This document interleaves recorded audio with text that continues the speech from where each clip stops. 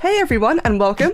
In this video, I'm going to go over the techniques and processes that I used to create this bone dragon model. This was a ZBRUSH commission, and one that I'll admit I really underestimated when I first accepted. This ended up being very ambitious, quite complicated, and therefore I figured a good, first ZBRUSH video I posted in a while is to go over this big boy right here, as it's one of my most proudest commissions, proudest models, and again, one I severely underestimated. So as is the beginning of all of my models, I begin with a sphere. And with the sphere, I yank out the tail, I use a bit of clay polish to give it some extra mass and definitions, and I'll be adding in more subtools of spheres and cylinders to try and build up the arms and legs, something fairly standard that you've seen in my other videos. Now, thankfully, the actual base blocking out of the model, it had a very simple silhouette and very simple proportions. It was a bit of a chunky dragon, and thankfully the base anatomy wasn't anything too complicated. What ended up being more complicated was the wing design, and by far, the sheer amount of armor and bones it is covered in. For the neck, I added another subtool of a sphere to try and just merge in. I wanted to make sure that the neck was just very large and broad. Normally I'd drag out the mesh from the original body by using the move tool and just kind of yank it out and make it work, but this time I just wanted it to be like very definitively larger. Now upon doing that, I had to adjust the front arms a little bit, make them kind of a bit more forward pointing. That way everything looked like it could obey gravity properly. Now normally whenever I do dragons, wings are a bit of a mid-tier thing where I will focus on the entirety of the body first, all the features and such, and then I'll do the wings slightly after. So not quite at the end, but definitely not at the beginning either. But for this one, the wings were really a very iconic part of the reference images that I'd seen. The wings were massive, they were broad, they were covered in incredible layers of skin, flesh and spikes, and again, since like I said earlier, very much underestimated this. So here it was important I get the overall silhouette of the wings perfect immediately. So that involved using some Z-spheres to try and create the, I'll say the fingers of the wings, and then adding the giant wingtip claws. The claws were especially important because, like I mentioned earlier, it was really important I get the silhouette sorted immediately, and they're going to be the most eye-catching thing. The claws themselves are also in fairly different shapes, so while a lot of them were indeed just simply very round raptor-like claws, I did sort of pull and twist them a little bit just to make them a little bit independent from each other, and then for the thumb claw, I added an entirely new curve to it, which will really differentiate it from the rest. And then it came to beginning with the membranes. Now, again, membranes for the wings is something that I would be doing a lot later, but once again, very important I get this one sorted now. Not only because it's important, but the wings, as I mentioned, are incredibly complicated and just so full of layers. So while the rest of the body is going to be looking very basic by comparison, this is one of the features I was very trepidatious about and I wanted to try and get sorted quickly. And this involved just appending more and more spheres or cubes or whatever shapes it was I needed, flattening them, using a move tool to shift them all around, constantly dynameshing it, and you'll find that each membrane, each triangle, and each hanging flap of skin are all individual subtools, individual layers. That way I can get maximum control, I can dynamesh it as much as I needed to, and I can also look into overlapping them as well, as some of these do end up overlapping a lot, as well as some others actually obey gravity and kind of hang downwards, and it was really important I try and get that as well. So whereas some of it was kind of draping, or was being held up by the fingers of the wings or what have you, some other parts were completely draping downwards, and I wanted to really give this a sense of gravity. And again, like I mentioned, having it all be in separate subtools gave me the absolute most control I could possibly need, and it'll be very important later on as well. Now thankfully the claws were a much simpler job. The claws themselves are just very long sickle-like claws, which I used a damn standard tool to add a bit of highlight to the edges. Otherwise, the claws themselves are all a little bit mangled, so this was actually quite nice because while it meant I had to kind of individually change them all, it meant they didn't have to be perfect. So I placed them where they needed to be placed, but I was able to kind of just be a bit rougher with it, and once again kind of adding in some intentional curvings or rotating them into a very awkward bent position, which helped make the claws look more and more mangled and misshapen, something I don't really do very often. Now next up comes another struggle, and that was the many jaw bones of the head. The head is covered in an absolute hood of multiple jaw bones. It looks incredible, and I think this was the stage where I realized I've definitely bitten off more than I could chew. I began with simply the jaw itself as a long kind of thin cylinder-like shape, and I added a couple of teeth onto it. Now my hope was to use this one item here as a template and to copy and paste it all around, and then I as I placed multiple pieces, once I was happy with the positioning of my different pieces, as well as the shape, the length, etc., I'll try and deform them, move them around a little bit, also add a bit of asymmetry as well, because this creature is very asymmetrical, especially around the head, but also in the posing, which we'll get into a lot later. And this entire phase here was honestly just a bit of trust, and just having trust and faith in myself to be able to pull this off. A very patient process, and as I mentioned, just lots of duplicating, shifting it around, and kind of forcing it to work. Now, of course, this is only the jawbone I was using, so it didn't really help for everything. There was obviously going to be a lot of gaps and missing pieces in between, but it was enough to help me get a start of the overall structure of the face and give me a place to be able to add in details later. But before I got too carried away adding all the various jaws, spikes, armor and such later on, I wanted to add a bit of a layer of skin as well now. So the layer of flesh and skin did start off symmetrical at first. Once again, same process as the wing membranes, where I am adding in brand new meshes and kind of flattening them and distorting them. And again, just like the wings, I need to have some that are wrapped around the features of the head, as well as a couple of others that were draping downwards. This is something I've never done before, and one that, at the time, I could only hope was going to be successful. Once again, just really happened to hope I know what I was doing. Once I was happy with a couple of layers of flesh on the head, it was then time to add in a couple of more jaws along the neck, and then it was time to do the spikes.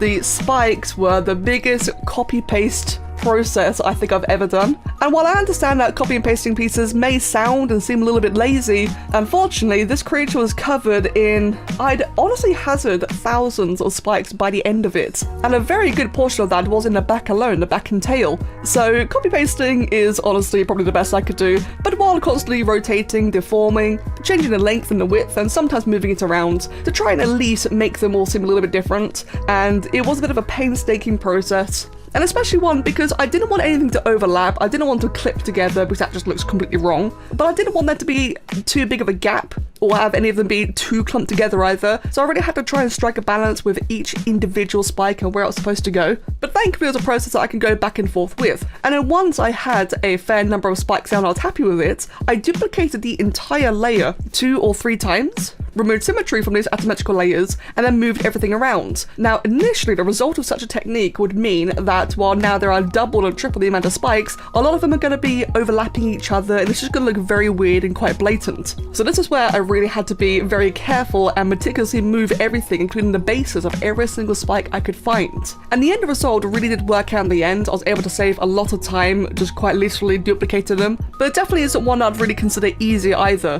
especially as a lot of the bases of the horns and spikes are in the mesh of the creature, and it's not really easy to move a mesh that is partially hidden. You have to either uncover it at ghost mode or transparency mode or just whatever to try and separate the bases as well as the tips. But as mentioned, it worked out in the end. And then after I was happy with all the larger spikes, it was then time to move on to spike clusters. Now this is again another efficiency technique where I am once again copy pasting all these various spikes. I guess you can compare this to the hairlegmites from Spore, for those of you who have watched my Spore videos. I've quite literally recreated that so that I can place that in as many places as I can. That way, instead of duplicating one spike at a time, I'm duplicating a cluster of 5 of different shapes and sizes. And this allows me to tackle all the much smaller spikes around all the larger ones, and instead of me having to meticulously place every individual one all over again, it just has to get the job done a little bit faster and create all the variety for me. And then once I was happy with all the small spikes, still working on the back of this crazy beast, it was then time for the Osteoderms, or what I think may have been bone armor. So this was a piece I couldn't really quite see clearly in the reference images.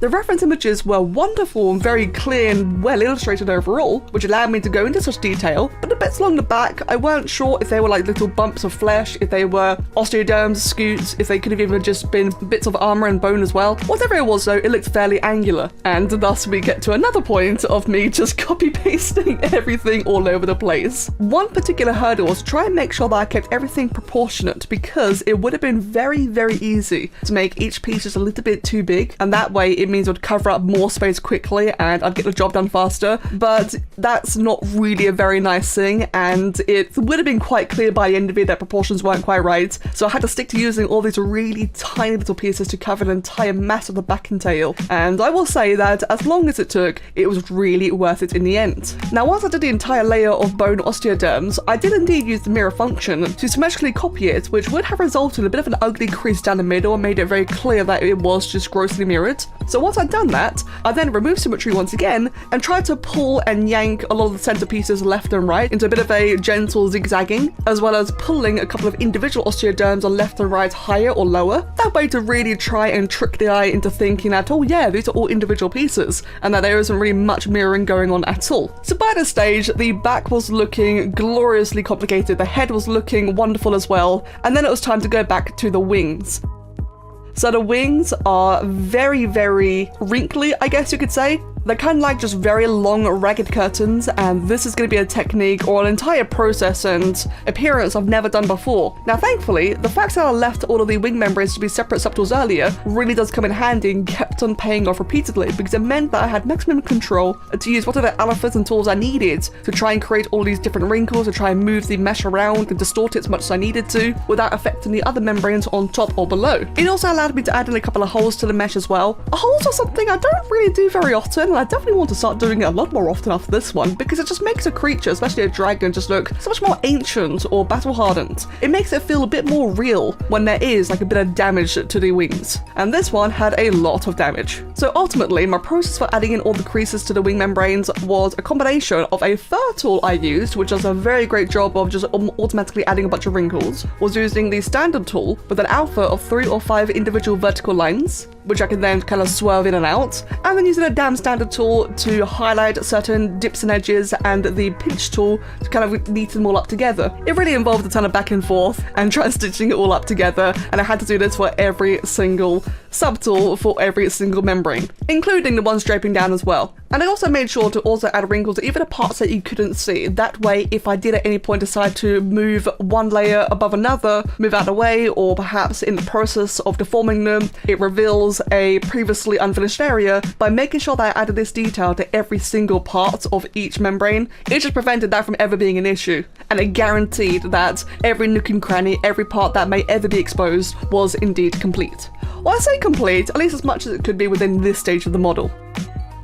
So once the wings were looking positively messed up and textured, it was time to give a bit of attention to the head, because by this stage the head was looking pretty comical, very basic, and it's just a bit too happy actually. So the head is just strange. It wasn't quite a skull, it wasn't quite a face, I'm not really sure what it was, to be honest. It was just very cool looking. So my method was just to use very rough, broad brushstrokes, especially the clay build-up tool. That way you can have some like defined edges as well as masking areas and pulling them out as well, so that they will stick out more from the rest of the mesh instead of looking very smooth. And it was just a case of adding in just lots and lots of lines. It was a very unusual process for me. It was a lot of clay build-up and adding in just more and more, and honestly, like, I still couldn't really describe it now, just pretty much winging it and hoping it would just resemble the original reference images, as well as making sure that everything would fit in within the hood of the jaws. Now the teeth were even more bizarre. For a creature covered in spikes and teeth and claws, the teeth themselves were more like these strange kind of cylindrical sticks,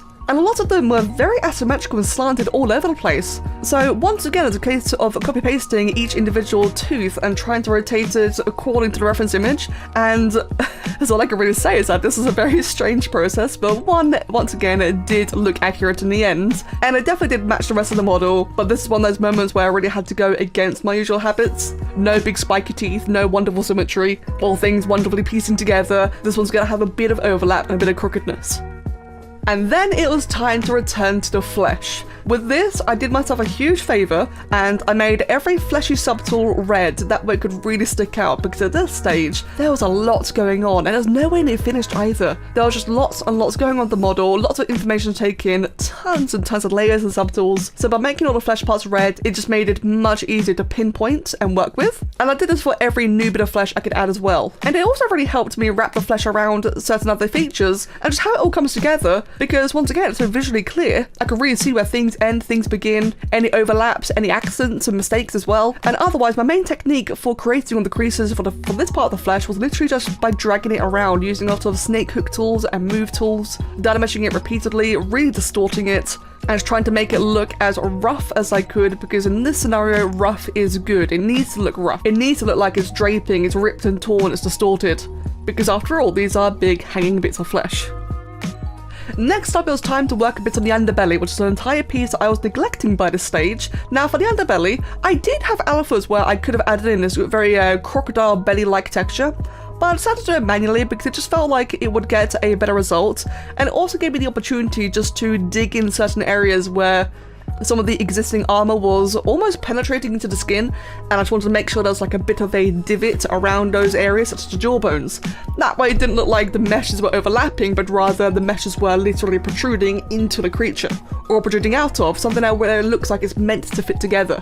It also gave me more control in making much more random shapes within the scales, and I ended up using a damn standard tool to create a couple of large creases as well, because it was previously looking far too round at this stage, and I needed to look a bit more angular. And you'd be surprised just how much of a difference just a single damn standard and just slightly merging it in can make. I then used a clay build-up tool to quite literally draw over each section that now existed, which helped bring it out of the mesh a little bit more, which then defined the edges a bit more as well, alongside giving it a bit of a random texture. And then it was back to adding even more skin on top of it. Now, while I was adding in the skin, I realised I was actually missing a couple of jawbones, which is a very weird sentence to say out loud. So I went ahead and made another different template. This one I could duplicate more of, but it wouldn't look too similar to the previous ones, but rather quite different, and even a couple of holes as well for a bit of extra early detail, and I could make it look more independent later on. These are smaller jawbones that would appear on the top of the creature's hood, as well as a little bit more around the neck, on the sides, and hidden in parts of the flesh, which would then be covered in even more flesh once again, which is now starting to grow across the back of the creature.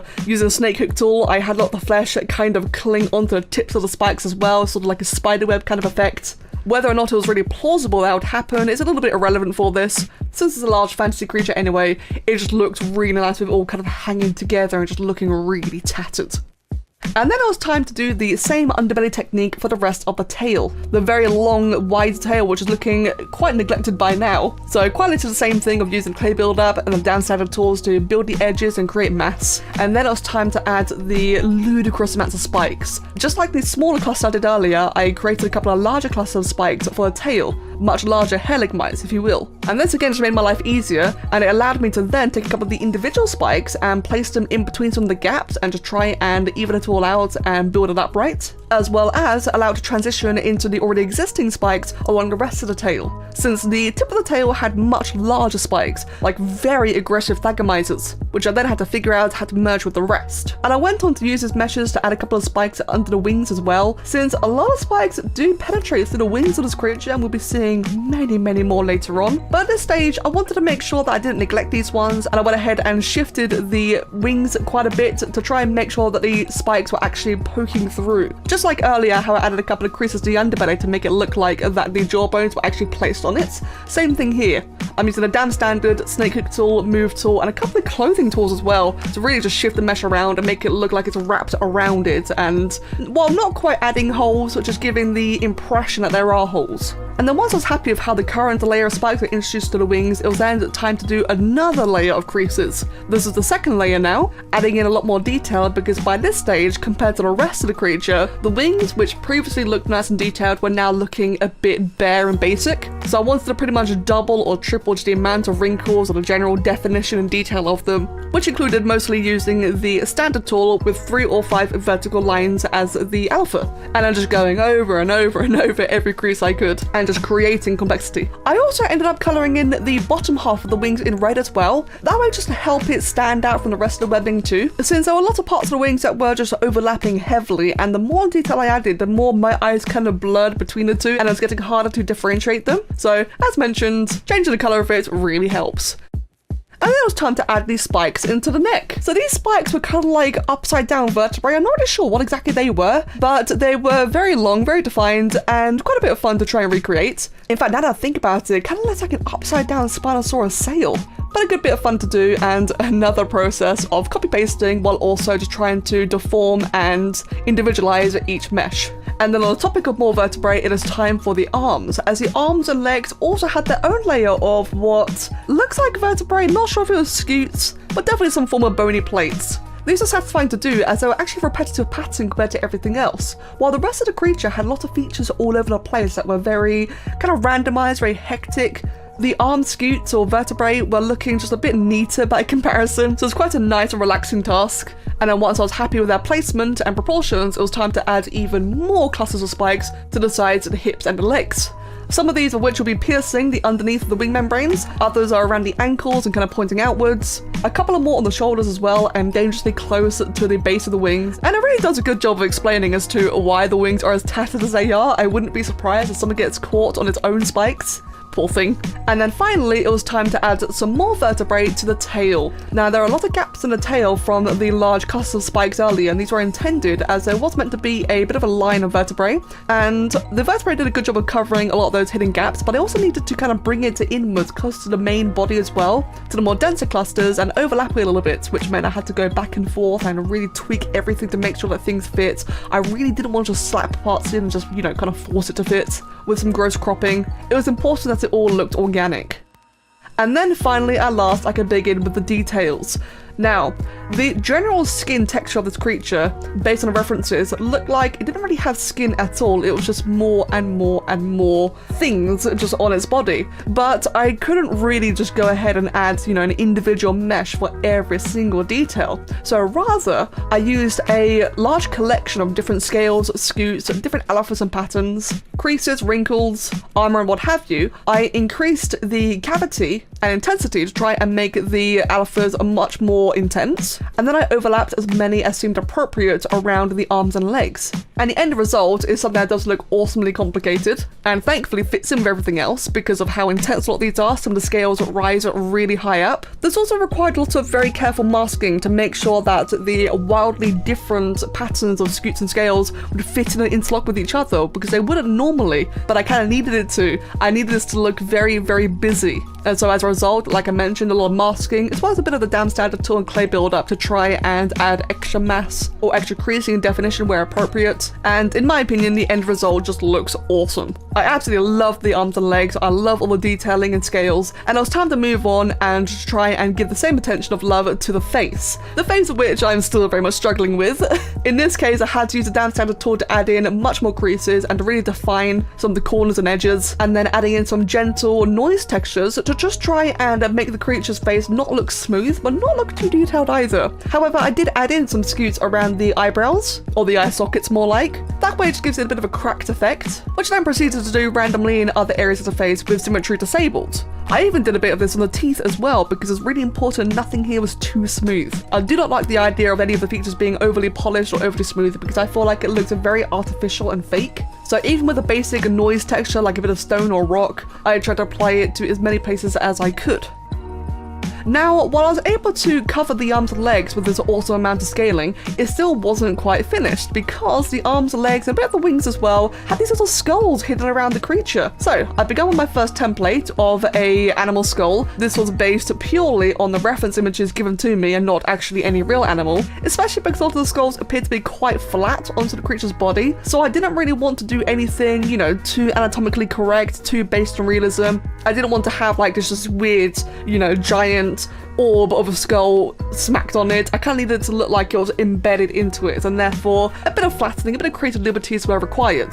There was also going to be a very small feature as well, so once again, didn't want to go for the painstaking realism, but rather just give it a right amount of detail it needed to define its teeth, add a couple of creases, and a couple of divots, make the eye sockets look very, not wrinkly per se, but just very uneven. And fun fact, this was actually my first time drawing a skull, so I'm quite pleased with the result, especially for a fairly low budget design. And then once I was overall pleased with it, I then carefully placed that into a couple of areas around the hips, the legs, the arms, etc. And I made sure to really deform it, really change the length of the snout or the size of the eye sockets, and more importantly, to really make it look like it was resting on the surface of the creature. So that did mean a bit of mesh and deformation as well.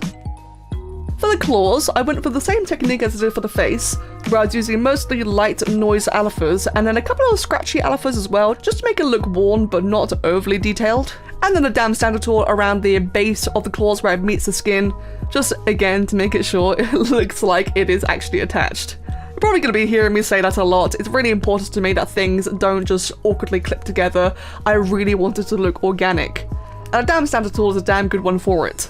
Continuing with the details, it was then time to move on to the body and the belly. And once again, same pattern of using various noise and scratchy looking textures. Because I already got all the detail I needed, the underbelly of this creature was actually fairly simplistic compared to the rest. It was very neat, though I tried to avoid it looking too neat. Once I went over a layer of adding all the noise and cracks, I then went with the damn standard tool over every nook and cranny of the plate, if you will, just to reintroduce all the definition to them and to really kind of give the effect that they're interlocking. Before adding in a couple more of the larger scales around the upper portion of the body, around the midsection beneath the wings, that way I can get the same effect as I did for the arms and legs to look like it's covered in these really heavy details, these really heavy features. And once again, mentioning the whole fitting together thing, I did the same thing with the neck vertebrae along the undersides. I both added with the damn standard tool onto the vertebrae as well as digging in to the neck itself just to try and make it look like they pieced together. It's the little things that really do make a huge difference.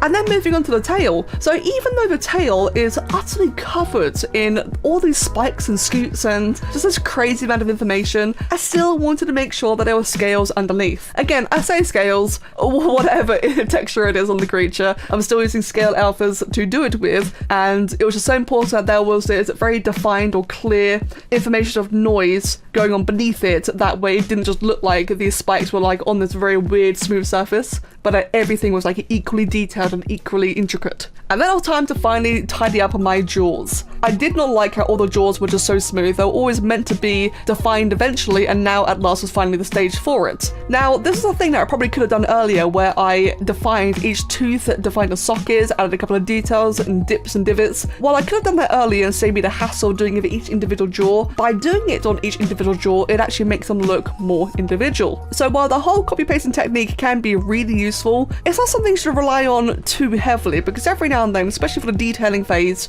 you do want a bit of individuality between them, and while the base mesh might be very similar, having the details stick out does make a large difference, as well as being very time efficient.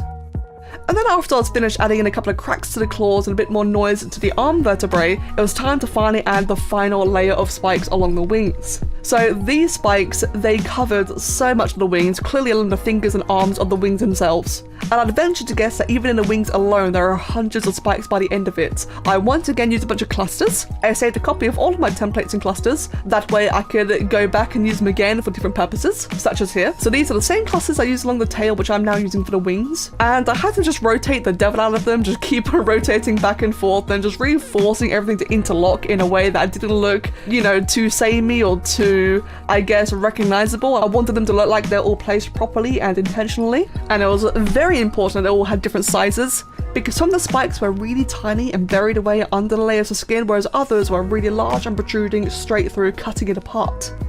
Once I was satisfied with the absolute mass of spikes along the wings, I gave the vertebrae and the tail a little touch up as I had forgotten to earlier on, and then I added a couple of large spikes on the bicep of the wings. These are very clearly tearing through the membrane, which is a feature I will be adding in very soon, and there'll end up being a couple of more spikes on the elbow of the wings as well.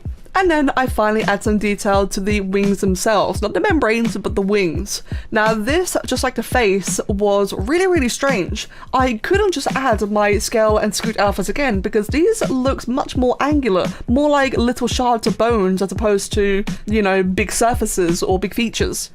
And this, I initially tried to recreate based on the references, but it was just really all over the place. I had a very hard time literally translating it, so instead I had to just really improvise. And to improvise, I just added in all sorts of jagged, very harshly defined lines all over the place and kind of forced them to fit together. Some random, and then some intentionally to fit one to another. A couple of circles here and there as well. And a couple of bumps, not just on the initial surface, but along the sides too, so that you can see them bump out against the membrane of the wings. And once I was happy with that, I used a damn standard tool to add a lot of definition around each crease to really, once again, just make it more intense. And then I used the snake kick tool to pull out all these little tiny shards of spikes around each of the wings, many of which do indeed then pierce into the membranes itself. And then I proceeded to add in a ton of scales and scoot alphas, all on the gaps in between all these large lined things, bone shards I'll say, as well as around the forearm and bicep of the wings. This required a ton of masking and just really trying to pinpoint every individual area that looked a bit bare or I imagined was, you know, kind of hidden away between all these large bone-like layers. And in the end, as an end result, it really came together looking quite fantastic, where it wasn't too repetitive, but it wasn't quite as noisy as the arms and legs either. And then after giving the wing claws a bit of love as well, just giving a bit of a cracked texture as well, it was then time to move on to the spikes. The thousands of spikes that were looking far too clean, far too polished. For this, I had to enable back face mask.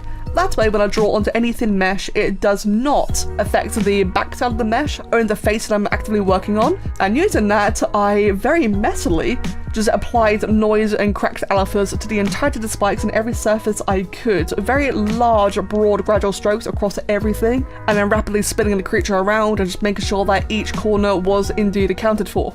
And then next up, it was time to work on the membranes and flesh of the face. Now this, again, is the same technique as I did for the wing membranes, which was a lot of the standard tool with the 5 vertical lines of alpha, the fertile, damn standard, move, snake hook, pinch, etc.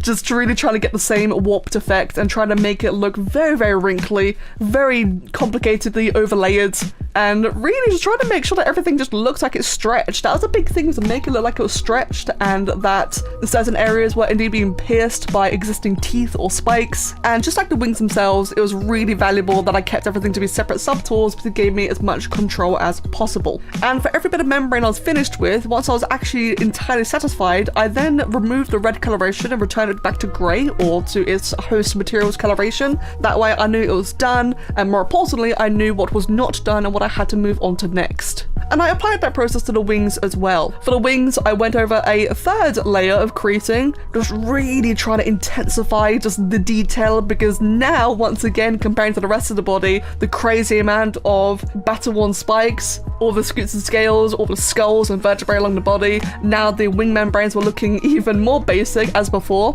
So the third layer of creasing just helped kind of bring it all back together in line. And then for the final task was posing. Yes, this creature was indeed meant to be posed. Now, thankfully, the buyer was very merciful and mentioned very, very early on that they wanted it, the posing, to be rather simple. So not anything too crazy and, you know, like mid-battle. This was more like a defensive or an aggressive display. I had to bring one of the wings forward and as a result make sure that all the membranes that were now stretched kind of worked. This involved just a lot of dragging around and just really hoping that I can make things look like they're doing what they're supposed to do, because normally you would pose a creature a lot earlier. I would definitely normally pose a creature much earlier for like such a heavy asymmetrical thing, but for this one, because the detail was so heavy, I figured I'd gamble trying to posing it later, and thankfully it worked out. The limbs were just a simple case of just twisting one out, one inwards. Very subtle changes, but when compared, you know, side by side, it looks much more dramatic and much more natural as well. And for the head alone was supposed to just be tilted slightly to the side. This did actually involve bending a couple of jaws and existing details, but the bends actually helped make it look a bit more asymmetrical, so it kind of worked out in the end. And then eventually I began to move the tail inwards as well, give it a bit of a natural curve, and I had to move a bit of the draping wing membranes next to it outwards to make sure that they weren't overlapping too badly or clashing too much, and ultimately fit it all together. And then we come to basically the end or the finish of the model itself. Like I mentioned, this model was so ambitious and I grossly underestimated what was required, but I stuck by it and I'm so proud of the result now. Unfortunately, colouring was not requested while I did offer it as an option, which is a shame because I think this would have looked even better coloured, but as a black and white model, it looks crazy and I'm so proud of this. You may have noticed I've been uploading less ZBRUSH videos lately, but this was one that I couldn't just hide away. It's so crazy, so amazing, which I hope you can all agree and I don't sound too narcissistic. I'm just very, very proud of the outcome of this one. And it did involve a lot of brand new techniques and a great opportunity just to discuss a lot about my techniques, my processes, my thought processes, how I do certain things, and hopefully it was a great learning opportunity for many of you. And if not, some entertainment instead. So, thank you all so much for watching, and a huge, huge thank you to the artist who commissioned this incredible piece in the first place. It was one hell of a job and one that I'm so proud it came to fruition. So, thank you, and I hope you all have an amazing day. Take care, and cheers.